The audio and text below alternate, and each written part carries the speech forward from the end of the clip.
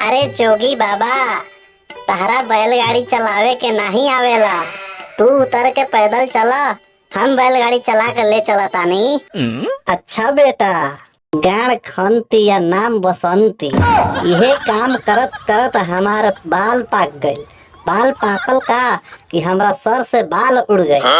तू सिखावा तारा हमरा के जे हमरा से चलबे ना करी।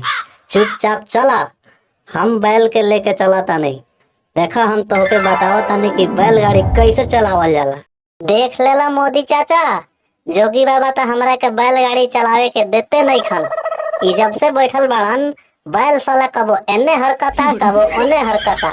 तू ही समझावा ना कि हमरा के चलावे के दे देस। अरे तू लइका हुआ कि लइका के पहुंच हुआ। तू जब कहत रन कि हम चलाएम तो उनके के चलावे काहे नहीं खदेत। तनी उनको श्रद्धा बुता लेवे दो।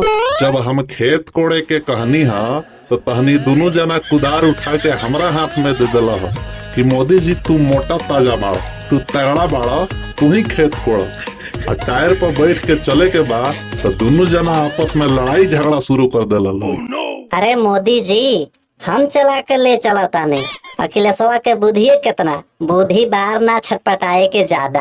हमारा बुद्धि नहीं खे तो देखा तानी कैसे चला के ले चला तारा। तनी चला के बतावा था हमरा के। अब देखा कैसे चलावा तानी हम। अरे बढ़ल जा बेटा, बढ़ल जा आगे बढ़ जा, सीधे सीधे जा, सीधे जा, तेज में चल चल चल चल चल तेज में चल। अरे इतना साला आगे बढ़ते नहीं खे। अरे आगे जल्दी से बढ़ जा, नहीं तो गाड़ी पे 4 घंटा लगाई बरेस होके चले लगबा। अरे अखिलेश बाबुआ, तनी चक्का में धक्का मारा हो, ये तो साला आगे बढ़ते नहीं खे। आ गईला ना औकात पे, यही से कहत रहनी है कि हमके दा। चला उतरा, हम देखा कैसे चला के ले चलता नहीं। तो के बताओ तनी कैसे बैल चलावल जाला।